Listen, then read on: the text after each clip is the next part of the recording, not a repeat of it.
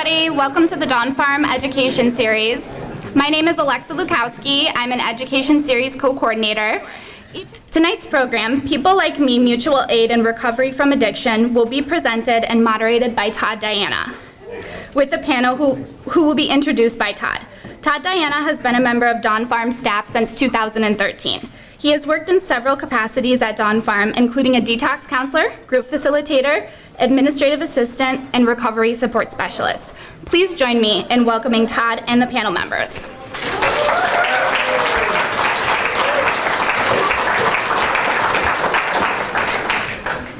Hi there. Thanks, Alexa. So welcome to the Dawn Farm Education Series, and my name is Todd Diana. As Alexa said, I've been at Dawn Farm since 2013, and one of the constants everywhere that I've worked at Dawn Farm, whether that was at Detox or at the outpatient facility or at the residential facilities when I was working there as a recovery support specialist helping our clients, is the connection that Dawn Farm has with the local recovery community. And a lot of that connection comes about through the connection with mutual aid groups in the community. And so that's this particular subject is kind of special to me. And so we're doing something a little different than we usually do in the Ed Series presentations, is we've invited some friends of mine from local mutual aid groups to help do the presentation tonight and provide panel experience of their own. So we'll try to get to that as quickly as we can, but in the meantime, I'd like to share a little bit of information with you. This is how we're going to proceed tonight. We're going to talk a little bit about mutual aid groups and recovery. That's what I'm going to do. And then we will move on to the panel presentation from different representatives. And at the very end, we're kind of looking forward to this, is the last half hour or so, hopefully we'll be able to field some questions from you. So please try to think those up between now and then, and we'll go from there. And that's my information down in the lower right-hand corner. When it comes to the questions, I don't pretend to be an expert, and my friends don't either. We do the best we can. There may be some questions that we can't answer or some that you don't get a chance to ask, so please send me an email and I'll try to find an answer and send it back to you. Okay. So this is where I'm going to go tonight, to these areas here. We're going to talk about, what are mutual aid groups exactly, and we're going to look at those mutual aid groups in connection to treatment and recovery. And we're going to talk about two very important things when it comes to mutual aid groups. We're going to talk about mutual identification and mutual support. And without getting too far into what I'm going to talk about in a few minutes when it comes to mutual identification and mutual support, most researchers feel that those are the key to the success of mutual aid groups when it comes to recovery from substance abuse problems. Okay? So those are the two things to really kind of keep an eye on as we go on. Okay, so what are mutual aid groups? So this is kind of a broad definition here. So in a mutual aid group, members dealing with a common problem work together to support each other in their efforts to achieve recovery. So there's a couple of key things in that definition. Common problem. Okay. Mutual aid groups tend to be formed around a particular problem, and they can, alcoholism, drug addiction, and mutual aid groups tend to be either more or less specific. You can have mutual aid groups formed around addiction to a particular drug. Cocaine Anonymous is an example, or Marijuana Anonymous is a very good Marijuana Anonymous meeting here in town, for example. So that's one thing. And then that working together to support each other. That's part of that mutual support and mutual purpose that we're going to talk about in more detail. Achieving recovery. That can be a little bit broad, that particular term, and different mutual aid groups may define recovery in different ways. And that's not really something that, that's really not the focus of this particular presentation, is coming up with a definition of what recovery means, but that is something to consider. All right, so mutual aid groups play a vital role in substance abuse treatment in the United States, and research has shown that active involvement in support groups significantly improves the likelihood of remaining clean and sober. Our experience at Dawn Farm tends to suggest that that is true. You don't have to take our word for it. This comes from the National Council on Alcoholism and Drug Dependence, and any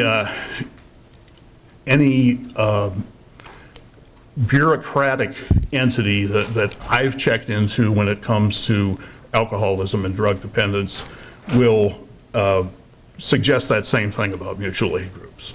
In the United States, it is the common form of, we could say, treatment and recovery, and that's something that we'll talk about a little bit more here in a second.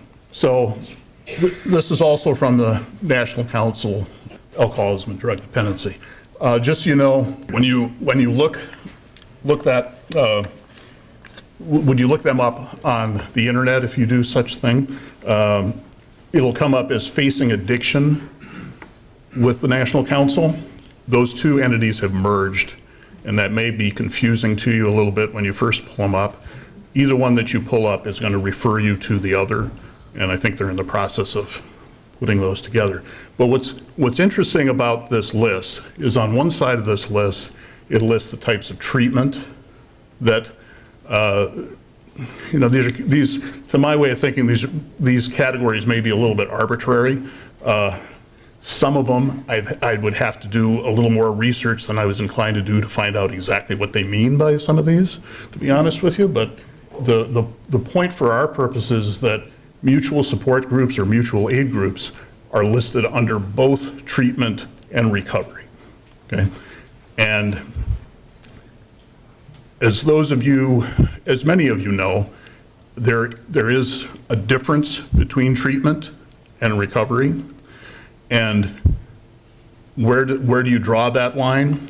And that's one of the things that I think mutual aid groups research suggests, that mutual aid groups help bridge that gap, okay? And as you'll see from some of these other statistics, bridging that gap is especially important when it comes to sustaining long-term recovery. Okay, so there's a nice picture of the barn out at the farm. In a couple of weeks, those will bloom, won't be long. So the National Institute on Drug Abuse offers this definition of treatment, of substance abuse treatment. It says drug treatment is intended to help addicted individuals stop compulsive drug seeking and use. Treatment can occur in a variety of settings, take many different forms, and last for different lengths of time. So to me, there's, again, I look for keywords in these definitions, and the keyword to me in this definition is stop, okay? Treatment, whether it's outpatient treatment or residential treatment or detox facility, any treatment situation is, in my mind, and according to this definition, designed to help the alcoholic or the addict stop using, okay? Now, anyone who is familiar with alcoholics and addicts know that there is a very big difference between stopping and staying stopped, okay? Big difference, okay? My wife is nodding her head, okay? So this is the treatment aspect, okay? Treatment, in whatever setting is designed to help the alcoholic or the addict stop using. And then the Substance Abuse and Mental Health Administration offers this definition of recovery. Okay, so recovery from alcohol and drug problems is a process of change through which an individual achieves abstinence and improved health, wellness, and quality of life. Okay, so we could debate whether abstinence is required in order to consider it to be recovery. We could. That's not really the focus of what we're talking about tonight, probably.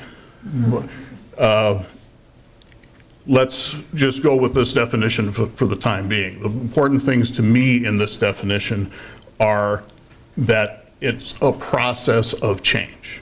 Okay, so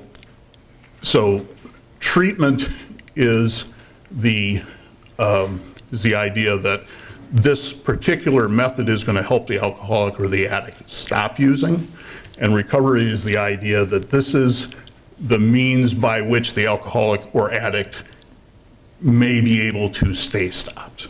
Okay, that's the key thing. These two researchers say it in kind of a different way, which I put on here in case I became particularly tongue-tied, because then you could just read it and you'd figure out what I might have been talking about. Okay? So mutual aid groups can serve to help people achieve sobriety, but most often they exist to help them maintain it over the long run. Okay? And more intense and longer-term participation in a wide variety of self-help mutual aid groups contribute to better outcomes. Okay? Can someone go to treatment and maintain long-term sobriety without attending mutual aid groups? Certainly.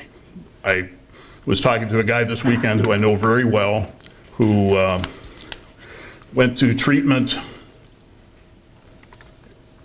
for the third time about 40 years ago, hasn't gone to AA or NA or any mutual aid group since, and has stayed sober that whole time. And I know quite a bit about this guy's history, and it's not because he wasn't really an alcoholic. This guy was really an alcoholic. Okay? So it is possible. Do I know very many people like that? I do not. Okay? Can people go to mutual aid groups without going to treatment first and stay sober? Yes. Okay. I saw a guy at a meeting last night who I know very well, who's been sober for over 20 years, went to an AA meeting without having gone to treatment or anything like that, and has stayed sober ever since. And I know quite a bit about his story too, and he's in the right place. Okay. So yes, that I probably know more people who are able to do that, achieve long-term recovery by doing mutual aid groups without going to treatment first than I do the other way around. I still don't know all that many. Okay. So these two things kind of work together. So my supervisor right now at Outpatient likes to cite the statistic pretty often. Okay. And this is from some research that William White did. And it's called the 5-year set point. Okay. And his research indicates that after 5 years of continuous recovery involvement, an alcoholic would have an 85% chance of staying sober permanently, let's say, okay? After 5 years.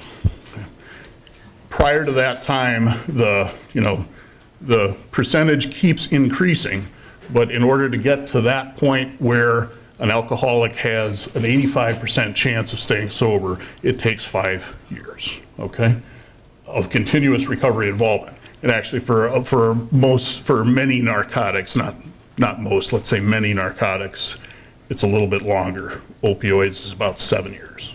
Okay? And treatment is not likely to last 5 years. If any of you have been in residential treatment, imagine being there for 5 years. Okay? it's not likely to happen, and the cost would be enormous, okay? So something has to bridge that gap. This woman, some of you may know this woman. Her name is Marty Man, okay? And in the big book, her story has been in the Pioneer section since the second edition, called Women Suffer Too, okay? And she's a good example of how treatment may grow into recovery. Okay, so this is Blythewood Sanitarium, which is in Connecticut, and I don't think it's open any longer, but it was, as you can tell from the picture, it was a very swanky sanitarium.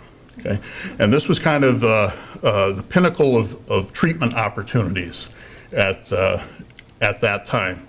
This was about the time that the big book was published. Okay, and Marty Man ended up there after being in Bellevue Psychiatric Hospital in New York. She was at one time very wealthy, but it's supposedly she was admitted here as a charity case, actually, which they did a lot of charity case admissions. Okay, and I mean, this was a nice place. That couch that's out there in the middle of the lawn there. I mean, that's a nicer couch than I've got in my house, I can tell you. My wife's, again, nodding her head. It is a nicer couch. So this was a pretty swanky place, okay? And there were a lot of people were kind of free to roam around, and Marty Man actually managed to relapse multiple times while she was there. Okay? And she was there for a long time. She was there for over a year. Okay? And eventually the gentleman who was the chief medical director there at that time was a gentleman named Harry Tebow, who you may recognize his name as well.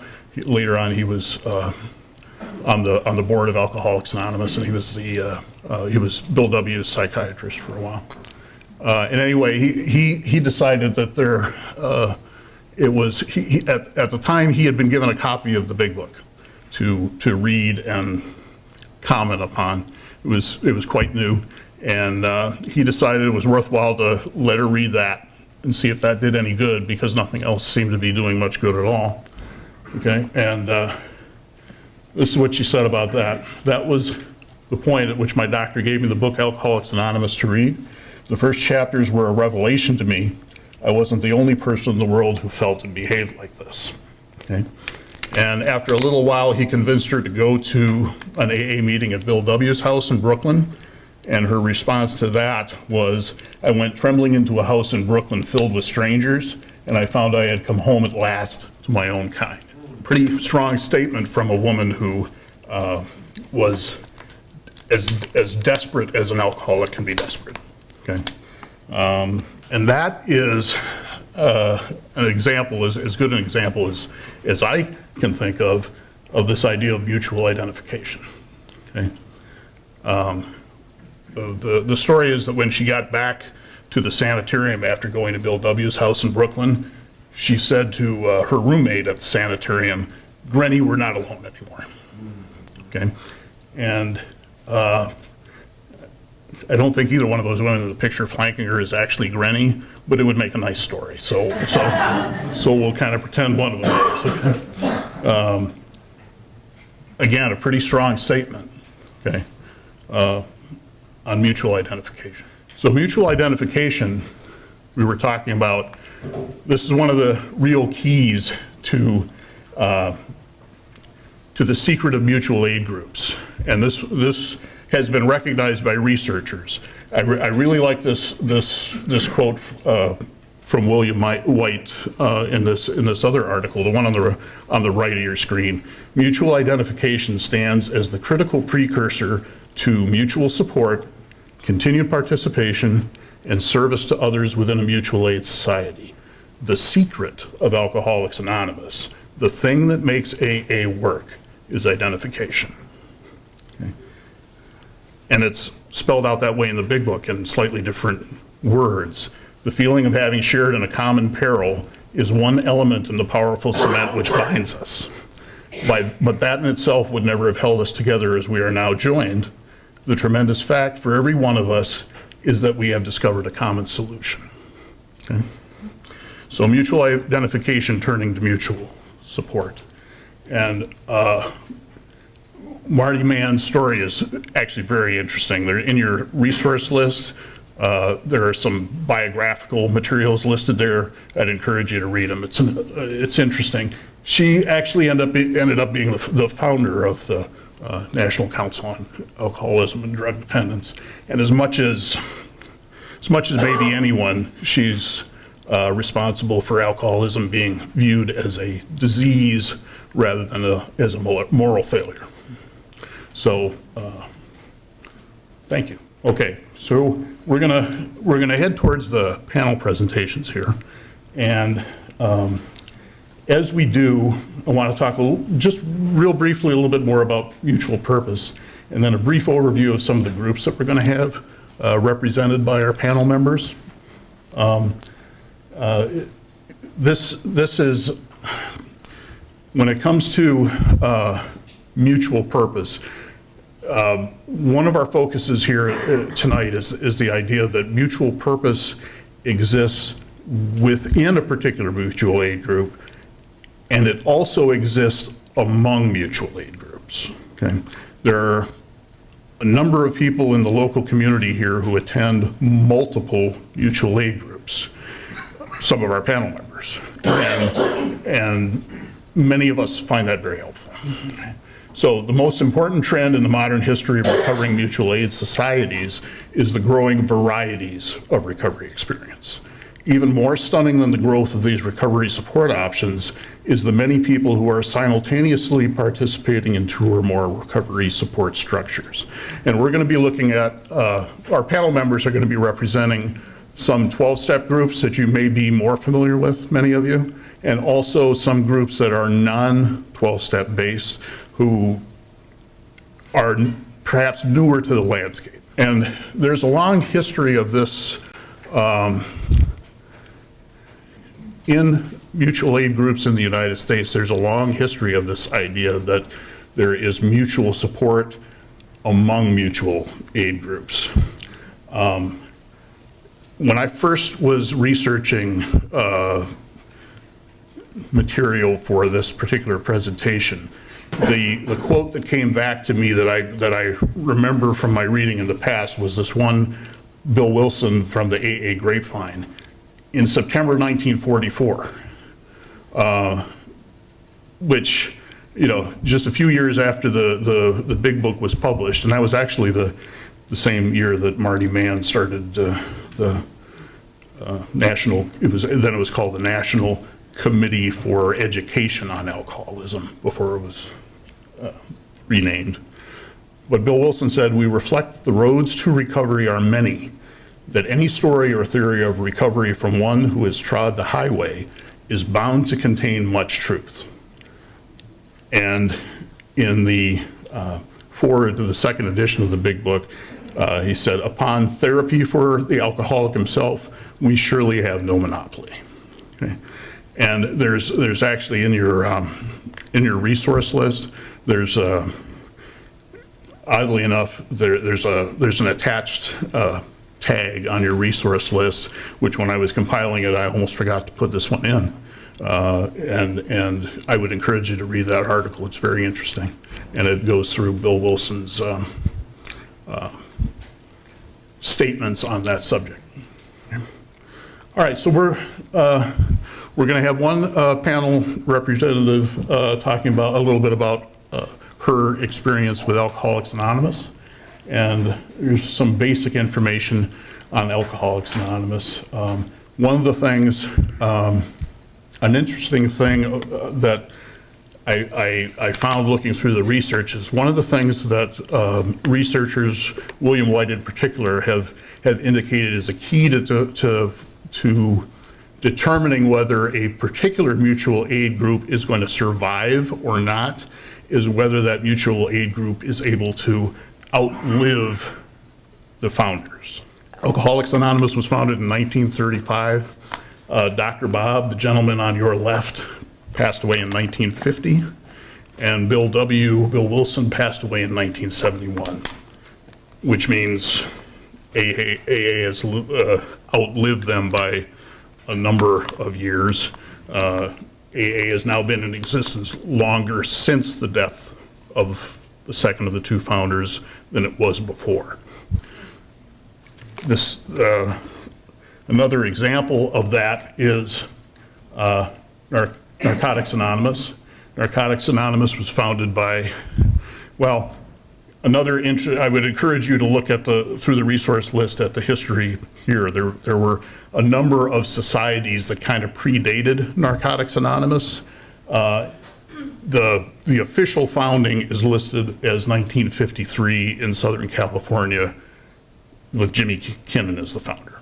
Okay, and Jimmy Kinnon got sober in AA, got clean in AA, and found that there were many addicts in Southern California who were able to identify more strongly with meetings that had a focus more towards narcotics. And as a result, those meetings ended up starting in Southern California, and there are now 67,000 meetings worldwide every week.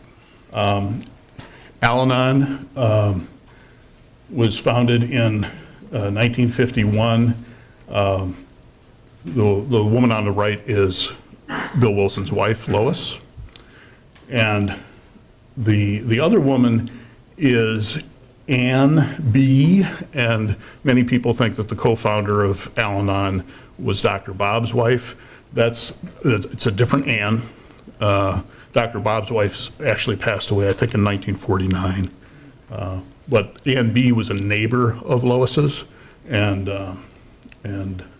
she too, like Lois, drove her husband to AA meetings, and there were actually Al-Anon meetings for a number of years before 1951. They just weren't called that, and that's when it became official that those separate group. And then we're going to have a representative here from Smart Recovery on the panel. Technically, Smart Recovery was founded in 1994. It grew out of Rational Recovery. At a conference in San Diego, it was decided to make that separation, and Smart Recovery was born. Smart acronyms are not my best thing. Most people, it helps them remember what the words mean. Me, it helps to botch them because I put in something that's wrong. But Smart Recovery stands for Self-Management and Recovery Treatment. Is that correct? Training. Thank you. See, that was me botching it. Smart Recovery, by the way, is now considered the largest secular mutual aid group in the United States. And then the last one we're going to talk about is Refuge Recovery. Very new, and meetings, the information is a little more difficult to find with Refuge Recovery. It was founded in 2014 with the publication of the book Refuge Recovery. The beginning of it actually goes back a few years prior to that, again to some discussions that grew out of a conference. The number of meetings worldwide, that's the best total that I could come up with. I have very little confidence in that total. There are some refuge recovery sites that are very complete, and some that are very murky, to be honest with you. And it's a very new sort of thing. It's also something that is growing very rapidly, and probably in my work at Outpatient, I probably get more questions about refuge recovery than any other mutual aid group. At least that's been my experience lately. It's becoming a very hot topic. All right, and these are going to be our panel representatives today. You guys can go ahead and come up, I guess. So Tracy P. is going to be talking about Alcoholics Anonymous. Rhett R. is going to be talking about Narcotics Anonymous. Kathleen M. about Al-Anon. Cody R. about Smart Recovery. And Andy P. about Refuge Recovery. So Yeah, so thanks very much for being so patient.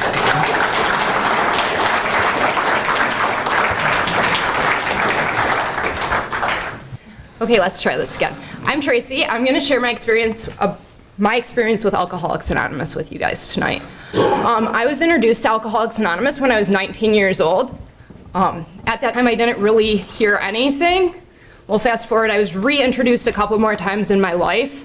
But this last time in 2014, when I was reintroduced to Alcoholics Anonymous, a couple of things happened. For the first time in my life, I walked into a meeting of Alcoholics Anonymous and I heard somebody say something that I could really relate with. I heard people talk about like fears and insecurities and issues they had with alcohol, and family members that asked why you don't just stop. And these were all things that I could really relate with. So at that point I knew, like, okay, maybe there's a thing to this program and I'm gonna give it a chance. While being involved in Alcoholics Anonymous, I have gained a lot of support from other women in the program. I work with a sponsor, and by doing these things, like, I've learned to be honest and talk about like what's really going on with me without like fear of judgment, because people in the rooms of Alcoholics Anonymous can relate a lot to things that I like think and feel. So AA has, by working through the program of AA and being involved in it, so when I talk about involvement, I talk about like getting commitments and showing up and being like a person who does readings or leads or open talks, and I share my experience or with certain subjects. By doing these things, I have gained a life today that looks completely different from what it looked like when I was younger and couldn't stop drinking.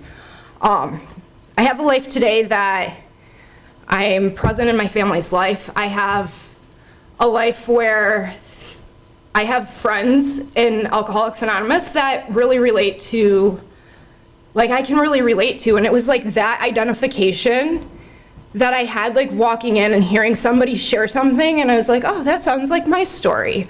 That really kept me there. Walking into AA was very uncomfortable for me at first, like walking into a room full of strangers. As Todd talked about earlier, like, I never knew walking into a room full of strangers, I would feel like I was at home. It wasn't until becoming involved with Alcoholics Anonymous that I felt like I belonged somewhere. I have a family that is all non-addicts or alcoholics, so they don't get it. Like, their thoughts have always been like, just stop. And I couldn't just stop. And because I couldn't just stop, like, I really thought there was something wrong with me. By walking into Alcoholics Anonymous, like, I learned that it wasn't something that was wrong, like, with me as a person. And there were a lot of other people that were dealing with the same issues. So, like, I finally felt like I belonged and I wasn't alone. By being involved in Alcoholics Anonymous, I mentioned that my life looks completely different. A huge part of Alcoholics Anonymous is one alcoholic working with another alcoholic, and that my experience with that is when I'm working with another alcoholic, I am like the most at ease. I since getting sober, I have worked in a couple locations where I've been able to give back in different ways to people struggling with substance abuse issues. I also like stay involved in the program of Alcoholics Anonymous and am currently a support to other people in the program. And it's one alcoholic working with another alcoholic that helps us all achieve sobriety, maintain sobriety. That's all I have. Thank you. Thanks, Tracy.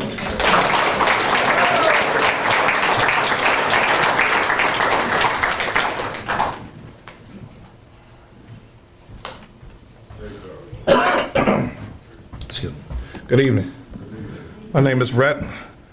I'm a person in long-term recovery, also a grateful recovering addict.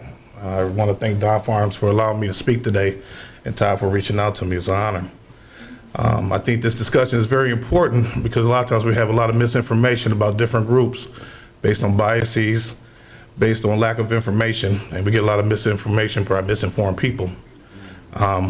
My introduction, and also let me say this, I'm not representing NA as a whole. I'm one individual of many. I'm here to share my experience, strength, and hope, how the 12-step program of Narcotics Anonymous not only saved my life, but gave me a life. I got introduced to Narcotics Anonymous 2010, February 2010 in the institution. It was the gentleman that came in, and he was doing H&I, service work, that many of us do today. And he came in, and he gave up one of the most precious commodity, his time, to talk to me. And he shared my message. And before that, I never heard anybody share my message. Because when I was using, I isolated. I didn't talk to people. I never interacted with people. I never shared the pain that was going on. But he looked me in the eye and said, you don't have to use anymore. And he believed it more than me. And he kept talking and kept talking. I kept identifying. And he talked about the pain, the shame, the guilt, but more importantly, he gave me hope that I could stop using. I grabbed onto that hope and left treatment and went to a meeting. And I got to another meeting, I got to another meeting. And the more I got involved, the more hope I got. And the more I got involved, the more I learned that this is a worldwide fellowship. There's meetings in Nepal, there's meetings in Iran, there's meetings in Africa. But it didn't just start overnight. And like Todd was saying, Jimmy K, the founder of Narcotics Anonymous that many people state, received help from AA. Alcohol Anonymous gave birth to the 12 traditions and the 12 steps. And every group that you see forth was sprung out of AA. Certain 12-step groups have tweaked certain things and made it more fine-tuned it to the needs of those members. Like today, there's addicts dying in AA, just like it was in 1953, just like it was in 1933. Like today, there are people being ostracized when they say the word addict, and they say, no, we don't talk about that here. You know, and they're shunned. You know, Jimmy K and many alcoholics believed in the fifth tradition, and the primary purpose is to help the addict who still suffers, and the alcoholic for that matter. And they helped Jimmy K set up meetings. And Jimmy K in the 1950s went to Bill W. and asked him to please let me incorporate the 12 steps and the 12 traditions in Narcotics Anonymous. And Bill W. did that. Because Bill W. understood it wasn't about a person staying sober, it's about a person staying alive. Yeah. That's what it's about at the end of the day. Over the years, it got fine-tuned. There's a great book, and I strongly encourage you to read it, called Miracles Happen. And it gives a history of NA. There's a great book called The Basic Text, which is similar to the Big Book of AA that was written in 1983. And it's the first book that was written by addicts for addicts. There were men and women that donated their plasma to write this book to get it published. It's in its sixth tradition. People went around the world and spread this word because they know it's about helping people stay alive. And I think we're doing that today by educating and not ostracizing. Because the one thing I tell you that saved my life when I heard that message of hope, I wasn't tainted with somebody else's ideas. Nobody told me before that man walked in that treatment center that people don't stay clean in NA. There's no clean time there. There's no women that say. So I had an open mind. I didn't base my opinion on what other people think. And this is a piece in our literature for Narcotics Anonymous that says you can't graft a new idea on a closed mind. You got to stay open. Open-mindedness is one of the spiritual principles of this program. So who am I to say that SMART doesn't work for somebody?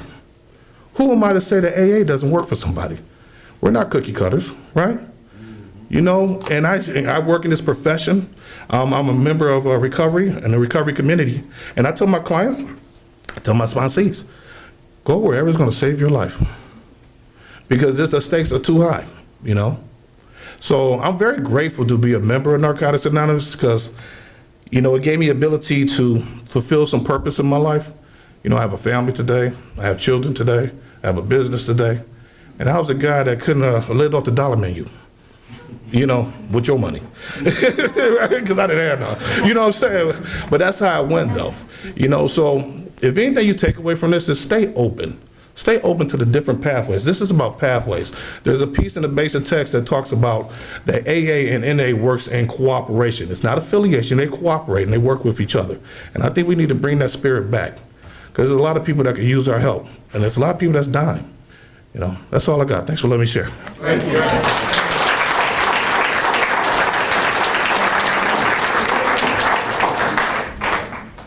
Hi, I'm Kathleen. and thank you, Todd, for asking me to speak, and Dawn Farm. I'm here to talk about my experience in Al-Anon. So I came to Al-Anon actually after I got sober in AA. I got sober in August of 2012, and in my time sober, I worked the steps and I worked with sponsees, and I really felt like something was still missing. What brought me to Al-Anon was I started to see, the longer I was sober, that I had this history of dependency in my relationships with anyone, with alcoholics and non-alcoholics, and this desire to like be in control and have enmeshed dysfunctional relationships. And so I'm in recovery, and I'm still having this area of my life where I don't know how to like let it go. I don't know how to change that kind of ingrained habit I have in personal relationships. And I like to say that people were really my first drug of choice. Before I used anything else, it was the high I got from being in relationships with people, specifically unhealthy relationships that were really dependent. And there were a lot of, I guess, like overlapping boundaries. And so I had like 4.5 years sober when I went to an Al-Anon meeting, and I felt a little bit uncomfortable because Al-Anon is for friends and family members of addicts and alcoholics, and they use the 12 steps of AA and the 12 traditions, like Rhett said, but they're a little bit modified to match the language of that program. And so I felt a little bit awkward at first because I knew that a lot of people went to Al-Anon because of the alcoholics in their life, and I was an alcoholic. But I was experiencing a lot of pain in my relationships with other alcoholics. And at the time, I was engaged to my then fiance, and I was having a really hard time of letting go of control in that relationship and letting go of the desire to control my partner, who was also in recovery.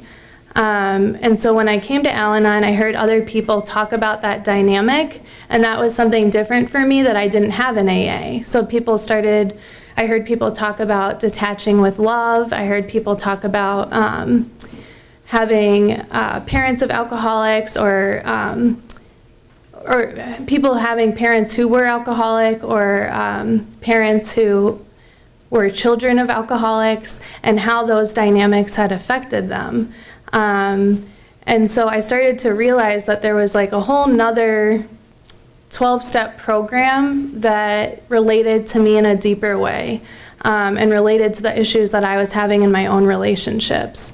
And so instead of the first step being about admitting I was powerless over drinking and that it made my life unmanageable, I was admitting that I was powerless over other people's alcoholism and how that made my life unmanageable when I tried to control it. And so I worked the steps in that program, and it's a special, to me, it deepens my recovery from alcohol because now I'm learning how to have healthy relationships with the alcoholics in my life. And it's given me a deeper freedom because there's people there that relate to me specifically in that area and not just relate to me being an alcoholic. And so I feel like my recovery and my relationships are enhanced because I go to 2 different 12-step programs.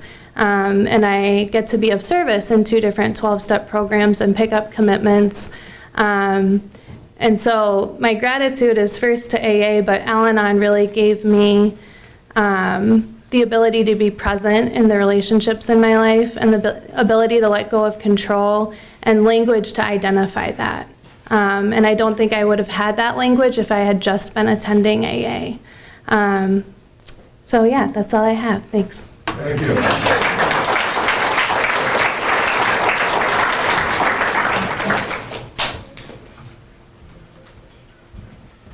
Good evening, my name's Cody, and I am the representative, obviously, from Smart Recovery. My first experience, hi, how are you guys doing? I'm good. So my experience with Smart Recovery was in a rehab. Much like Rhett said, I didn't get to hear any of the misconceptions or opinions about SMART before I experienced one of the meetings. I went into rehab on November 21st of 2016 with a really bad heroin problem, a really bad crack problem, and a Xanax addiction that would probably take a lot of people out on its own. My first experience with a meeting was Refuge. I enjoyed it a lot. The next day was 2 different 12-step meetings. I enjoyed those. Now on Wednesday, on November 23rd, I encountered my first Smart Recovery meeting. After the meeting, honestly, I was ready to go home. I told the lady who had drove us there from Home and New Vision that I found my niche. I found my thing. I found what was going to help keep me clean. So in SMART, we don't have 12 steps. We have 4 points. The 4 points of SMART is building and maintaining motivation. I think anybody who's going to stop something as powerful as, the use of drugs and alcohol to cope, they need a little bit of motivation, a little bit of power to start that whole process. So that's the first point, first and foremost. The second point is coping with urges and cravings. Obviously, anybody who stops, they're going to have urges and cravings to feel that bliss again. At some point along the road, you might ride a pink cloud for 6 months before they hit you. You might have urges from day one. Everybody's different, but that's our second point, because after the motivation is going to come dealing with the urges. The third point is thoughts, feelings, and behaviors. We work on our thoughts. It's a maintenance type thing. If we have healthy thoughts, healthy feelings, those create healthy behaviors. Anybody who's familiar with cognitive behavioral therapy knows that that's a cycle. Your thoughts create your feelings create your behaviors, and the cycle continues, and that creates yourself. The last one is just living a balanced life. That's crucial for anyone in recovery. If your life's out of balance, it's going to be really hard to stay clean. So SMART's based off of the principles of rationally motive behavioral therapy, which is the emotional derivative of CBT. It acknowledges that while we have processes in the brain that play out, we also have emotions that can kind of motivate those. So REBT has a couple principles, the first being that we're all fallible. So in SMART, we accept that we're humans, right? We all make mistakes. One of the words we use there is a lapse versus a relapse, which can be kind of controversial around here. We believe, let's say someone goes and has a drink, that they didn't go into a full-blown relapse. They still have that choice after that first drink to come back. You can lose a day, but you don't lose the whole recovery. You lose that day, you mark it off as that's a failure that day, but you know what? The thing with failures is that that's how we learn. One of the big people in my life, they ask me every day that I talk to them, did you have any failures today? And if I say no, they say, well, I'm sorry about that. Maybe you'll have one tomorrow. Maybe you'll be able to learn tomorrow, which is why we use that language. And then another one of our principles is just that acknowledging we have things every day that are going to make us happy. We have things that bring us joy. And the main point to me about recovery is finding healthy alternatives to those that can help us recover, help us have joy outside of using drugs and alcohol, because that's why we used. There's not one person in here who was on substances that can tell me they didn't do it because it made them feel good. It makes you feel good, that's why you did it. You didn't like the taste might be cool, but you're not going to down a whole fifth because you like what it tastes like. One of the big things about SMART that I wanted to address real quick before I get down from here is that I've heard people say it's a moderation program. That's just not true. At SMART, our main focus will and always has been abstinence. One of the things we do like to emphasize, though, is that if you are still using, you can come to the meeting, sit there and listen, take it in. But the goal is abstinence. We do not encourage moderation in any sorts. Another thing that I've kind of dealt with too, that SMART has really helped me out with, is believing in myself, which is why I wore the t-shirt. I believe in me. SMART believes in the power of choice, and that choice is power. So one of the things that we like to encourage is that people make choices that feel right to them. SMART is a program that every meeting's different. If someone comes in and they're having a big issue, feeling like they need to use, we will address that at that meeting. Each meeting is tailored to the participants there, and we like to help the new people make good choices, an older person who's struggling to make good choices. It's all about the choices they made that day and what they're dealing with. So to me, to close, SMART equals the power of choice. It's a science-based program, which, you have the power of knowledge. And at the same time, even though it's secular does not mean lack of faith. I'm a man of faith myself, and I know that SMART has been probably the strongest thing contributing to my recovery. So anyone who is maybe looking for a supplement to the program they already have, if you go to smartrecovery.org, you can join 2 million other users and find a meeting, one of the 4 or 5 meetings out in this area every week, and come join us. I've been facilitating one SMART meeting for about 2 years, and the other meeting at Dawn Farms has been going for about 6 months. So we have 2 very well-established meetings that I run, and we have 2 other meetings that one of our RAP members, Washtenaw Recovery Advocacy Program, he's the other facilitator. So we have some good recovery, some good knowledge, and we'd definitely like to see some of the faces from here at one of our next meeting. All right, this is my first open talk. Thank you guys for rolling with me.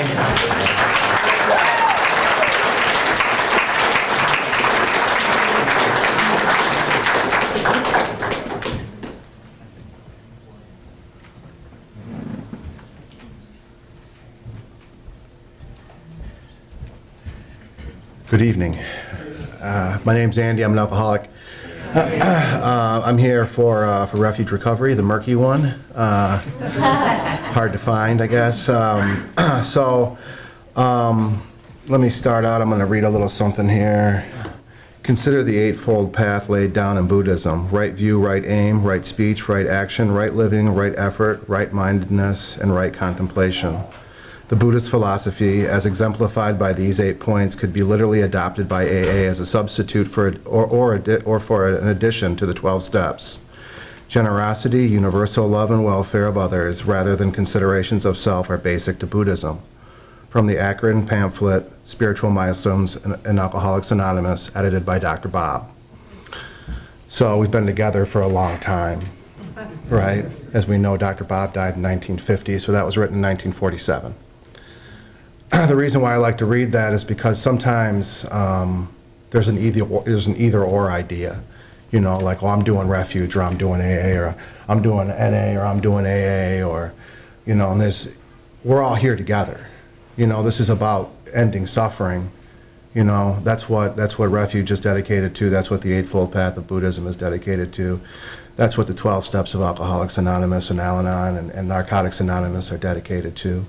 And that's what I needed to dedicate my life to when I first got sober. I'm somebody that was, I'm the culmination of generations of dedicated alcoholism on both sides of my family. I came to Alateen at 10. I was brought to AA at 13, and I relapsed in and out of AA for 25 years until I finally got sober at 38, about 6.5 years ago. Somewhere in that mix, I found Buddhism. Because I like to be a special alcoholic. I didn't want to be like just your average heathen alcoholic. So I was meditating. I was an enlightened alcoholic, right? Drug addict. So I meditated drunk for a while, and that didn't work. And so I bounced in and out, and I was real bad. I was the kind of person when I got sober who had spent years trying to convince the people that love me the most not to leave me. And if you know what that's like, whether it's in a penthouse or a dope house, if you've spent any amount of time engaged in that activity, then you can come to any one of these meetings and we'll welcome you with open arms, and if you don't, we'll welcome you anyway.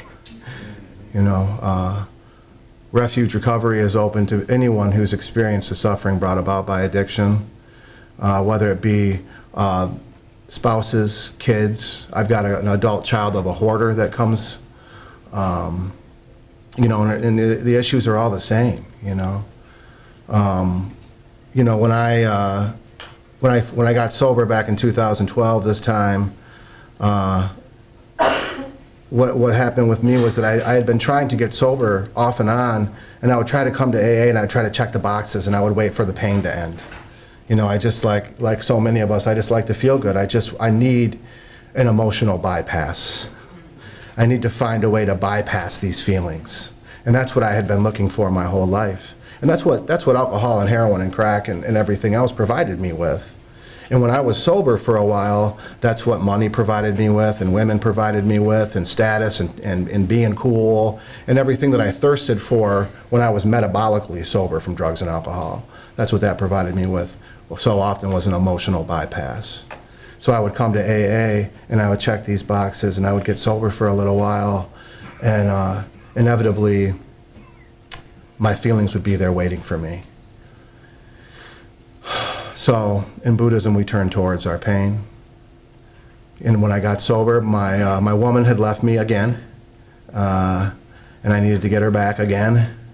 And I couldn't see my child again, and I had kind of lost my job again. And I had a lot going on, but the biggest thing I had going on was loneliness. And I realized one day that, like, this is what I had been medicating. You know, this is what I had been medicating. And so I sat down and I just felt it. And I thought, if I have 1,000 more waves of this, or if there's 1,000 waves of this, maybe there's only 999 more to go. You know? And over time, as I stayed sober, I started getting in contact with other Buddhists that were sober as well. And I heard about the formation of Refuge out in California. You know, I mostly started it here in town a few years back. I'd been volunteering at the Detox facility, and I wanted to try and catch some of the people that had been relapsing, that were having such a hard time with the third step and with the spiritual angle, with the God angle, really. So often, so many of us come here from godless places, and it just seemed like too big of a leap for them, you know. I knew that a lot of people had been asking me about meditation at meetings, so I knew there were some questions out there, and I thought, you know, I'll start one of these meetings, and maybe at the end of a couple months, I'll have 3 or 4 people to meditate with me, you know, and that blew up in my face. There's 7 or 8 meetings a week now, and it's also spread all over the world. You know, I was consulting with a woman in Berlin last year about how to run Refuge Recovery meetings in Berlin, you know, and that's pretty incredible for a guy like me, you know. You know, for me, you know, Refuge Recovery, when you go into a meeting, you start the meeting out and you meditate for 15, 20 minutes together. And there's something about that shared experience of sitting in silence with your fellows, because, like, no one's good at it. So often what I hear about meditation is like, oh man, I'm not good at it, you know, suck at meditation. I can't clear my mind.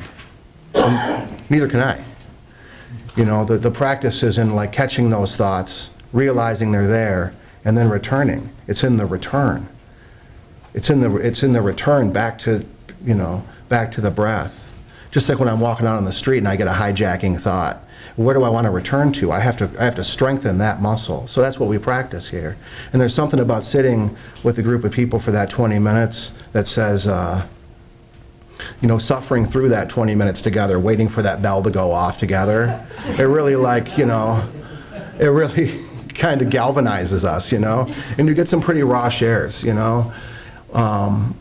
You know, I know for me, I was the happiest I'd ever been at 3 years sober as a recovering Buddhist in Ann Arbor AA, you know.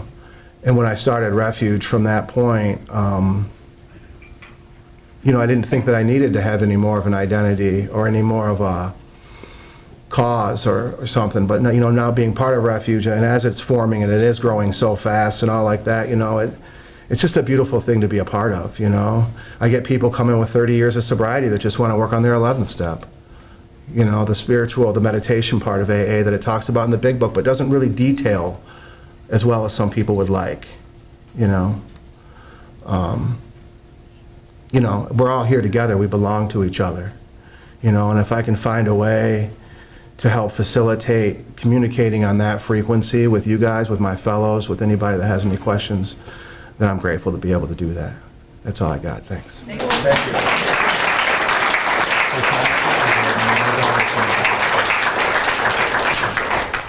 So a couple things. First of all, I'd like to say thank you to all our panel members. That was great.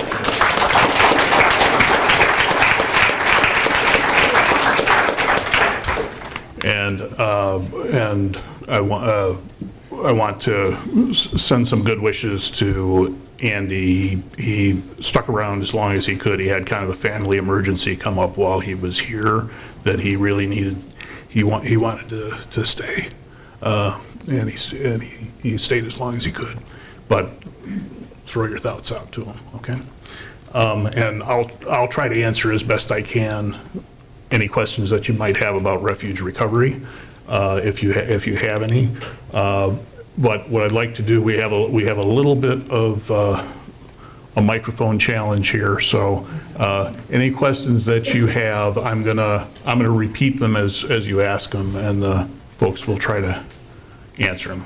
Any questions? So the question is, there was a statistic that I put up in one of the slides that said the 85% slide, okay?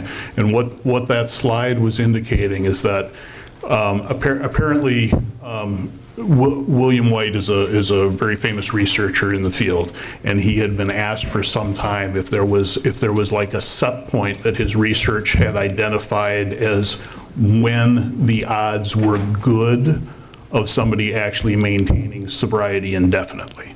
It was, in other words, was there a certain period of time where things looked promising as far as staying sober indefinitely? Okay, was it 1 year, was it 2? And his research indicated that it was about 5 years for most alcoholics where you hit that 85% point where, okay, where there was an 85%. Now, does that mean that obviously some people relapse after that time, but at that point, if you've been involved for, I guess the key thing that he was indicating with that statistic is that in order to get to that five-year point where the 85% would kick in, okay, is that you had to have that recovery involved. So the question is, where does the statement that mutual aid groups seem to increase the rate of success for alcoholics and addicts, where does that research come from? Most of the researchers will say that quantitative information is particularly difficult to gain, in part because of the anonymity of many of the groups involved. If you look at membership surveys, it's fairly impossible to find a clear number on most mutual aid groups as far as how many members actually exist, okay? So generally speaking, what most of the research does is it does much like what we've done here, is it looks at case studies, okay? I can argue numbers with people all day long. Okay, and I can take numbers and make them say pretty much whatever I want them to say. Okay, I have difficulty arguing with someone's personal experience on what has been beneficial to them. Okay, and so that's kind of what I think that's generally where most of the research is done, is with interviews. Project Match.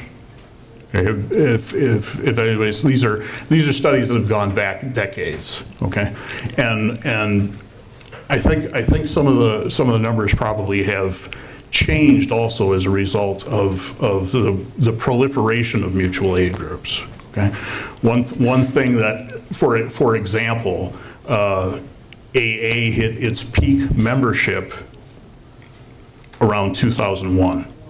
Okay. And has been fairly static since then, give or take a couple 100,000 people.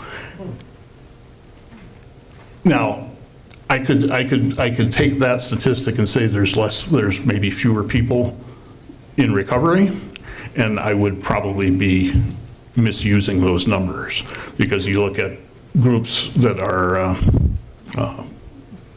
a group like Smart Recovery, for example, which since that time has ballooned. And are there more people in recovery and more people benefiting from mutual aid groups?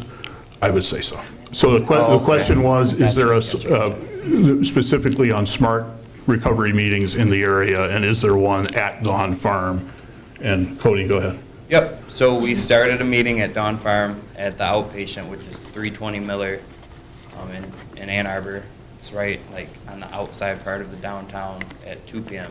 It's a fairly new meeting. It's pretty cool. We have a whiteboard. We get to throw ideas up, you know, write everything out to where it's not only a spoken word meeting, but we get to evaluate, you know, people's thoughts. We get to just dive into ideas. It's a really good meeting, and we're hoping to grow it more in size. Yeah, and if you want to come on Friday afternoon, Cody will handle the meeting and I'll make the coffee. So the question is some previous experience by the questioner that Dawn Farm was less than encouraging when it came to attending meetings, mutual aid group meetings other than 12-step meetings, right? Okay, and I would say in some ways I would probably agree with that. I think what happens in recovery is that people's opinions evolve, okay? And I think and I would also say that some mutual aid groups that at first may seem inconsistent and unreliable also evolve and become more reliable and more available, okay? So I think there's a lot of different things going on there. You know, and I can't speak for everyone. I know that my own opinions have evolved in that respect. Recently, not too long ago, I was asked to look at some literature for my opinion on a mutual aid group that is not represented here, and I think I was less than open-minded, okay? And I have since tried to make amends for that and do what I was supposed to do in the first place. So the question was, as far as Refuge Recovery meetings, their format is a little bit different than many other mutual aid groups, and how do we help people avoid becoming confused, right? Okay, so I wish Andy was here I think he'd probably answer that question more effectively than I do. Cody, did you want to answer? Go ahead. Yeah, I've got a little bit of experience with Refuge, and what I've noticed more so is that a lot of the Refuge meetings are doing guided meditations, to where when someone walks in, you know, they'll see the speaker and they'll see everybody, you know, in a comfortable position, and they'll, you know, see that it's a meditation rather than just a room full of people with their, you know, heads down and eyes shut. So I think that maybe the local meetings are taking cue to like what you're saying, or maybe just finding, you know, that it's beneficial to have guided meditations, whatever the motivation is. But I've noticed that at least in Ann Arbor, there are a lot more guided meditations at the beginning of Refuge meetings. Thanks, Cody. Yeah, and I would echo that. I've been to a couple of Refuge Recovery meetings in Ann Arbor recently, and the first one I went to, I walked in without having any idea what I was walking into, and much like many other mutual aid groups, they started with some basic announcements and readings, and then did a guided meditation, and yeah. I don't think there are too many mutual aid group meetings, regardless of what they are, that a newcomer walks in and feels comfortable before they go in. Hopefully they feel comfortable on the way out. Yeah. So the question is, 12-step programs generally rely on sponsorship and support, mentors, so to speak. What does Smart Recovery do in that respect, Cody? In Smart and Refuge, there's what we would call a mentor, someone you could latch on to. I think it's similar to the process of asking for a sponsor. Say, hey, you know, I'm new, I want to learn the ropes, will you mentor me? And either the person will accept or deny that request. And typically, besides one-on-one mentoring, though, I think the group aspect of a SMART meeting is a little different when it comes to like outside support. So like I know that a couple of the SMART meetings I go to, I talk to members regularly every week. So maybe it would be a larger outreach of like what you would call a mentor or someone you look up to, rather than like a one-on-one of like like a sponsor type deal. So it might be more of a group relationship rather than just a one-on-one relationship. Kind of like the buddy system, like you're going to the bathroom, you can take a friend with you. Thanks, But, Cody. yeah, so we definitely, there is a strong support system. We just had a lady who was detoxing off methadone. She had just given birth, she had to get off the methadone, and she left treatment, and she had a larger response than I think I've ever seen of support flow in, and she was a part of the SMART program. So I would definitely say that it's there, it just might be handled a little differently than someone would be used to. So the question is, double winners refer to people who are privileged to be the members of two programs, and so the question is the group that Kathleen goes to for double winners specifically? So the group that I go to is for general Al-Anon attendees, so anyone who has a loved one who's an addict or alcoholic. The group I go to is Wednesday nights at 7:30 at Zion Lutheran Church. But as someone who's in both programs, different Al-Anon meetings have preferences about sharing the fact that you're in multiple programs. The Wednesday night meeting, the group conscience has talked about this topic, and it was decided that people can mention that they're in another 12-step program. I personally don't like to mention it because I don't want to prejudice newcomers who want to talk freely about the alcoholic in their life and be worried about me being an alcoholic. So I try to stay with the singleness of purpose tradition and just talk about being someone who has a loved one who's an alcoholic. So the question is, do SMART or Refuge Recovery have a family program similar to Al-Anon for Alcoholics Anonymous or NAR-Anon for Narcotics Anonymous? So I can't speak to Refuge. I don't have that information. I'm sure somewhere on the web we could find that out.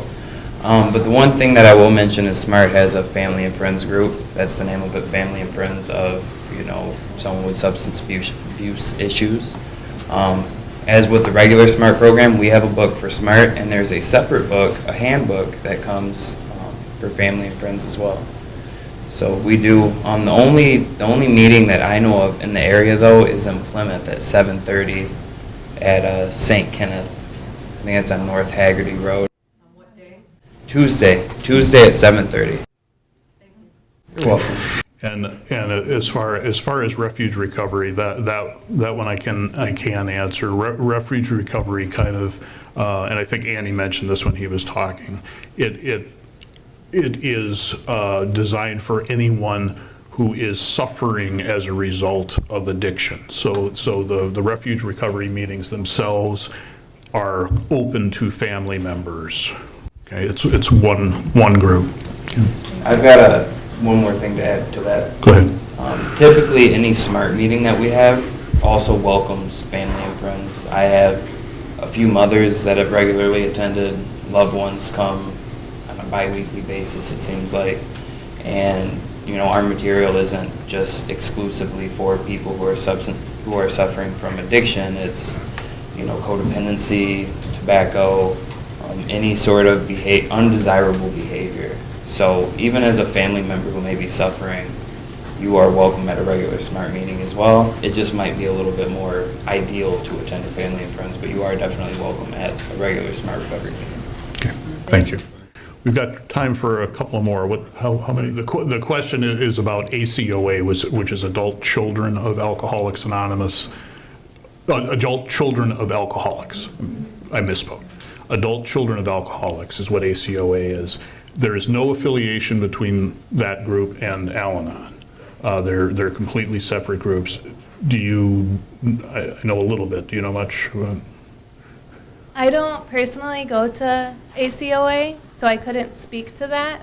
But I know of others who've attended, and it's been super helpful I know that ACOA has something called a laundry list of characteristics of adult children of alcoholics.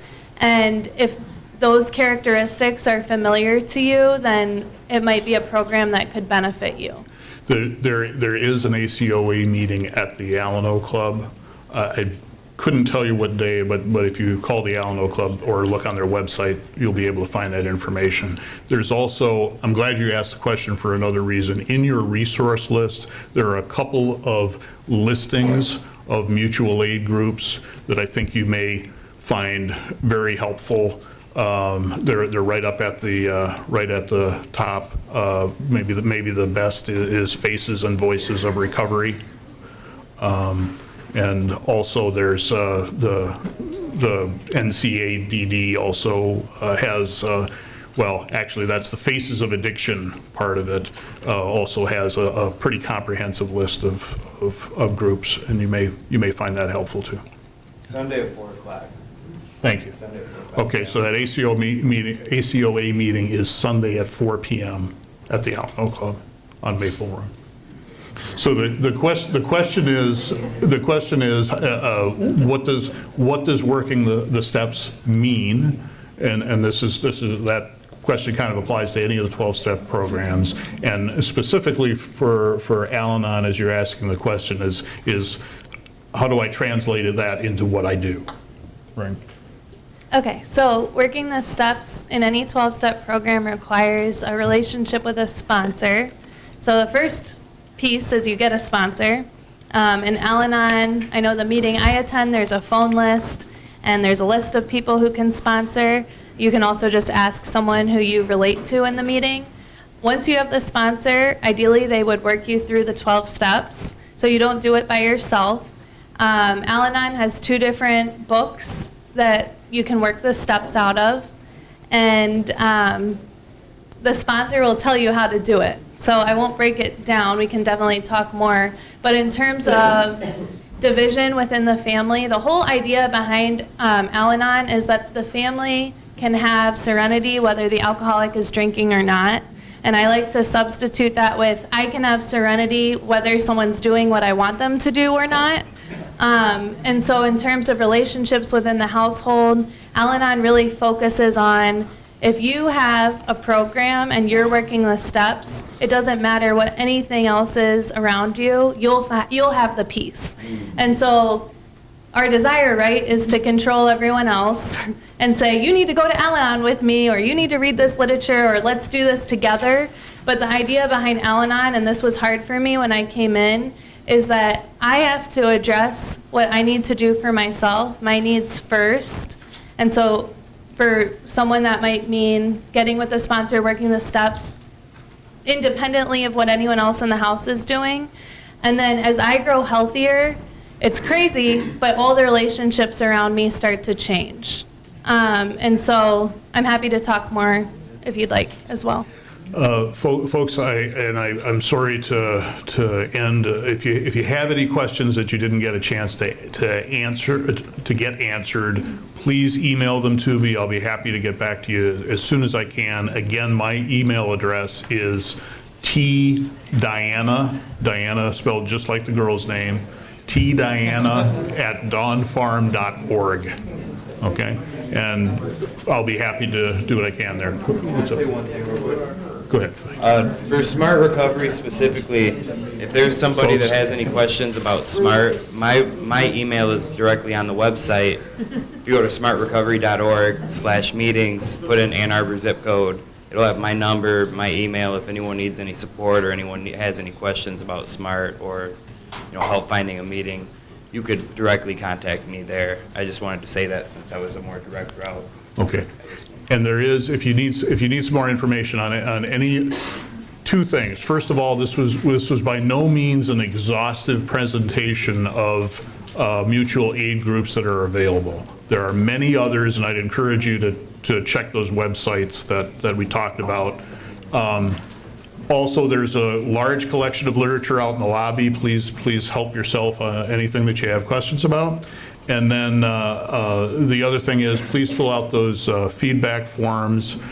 This is kind of a different format for us, and we'd like to know your suggestions on how to do things better next time around. Okay? So thanks again for coming.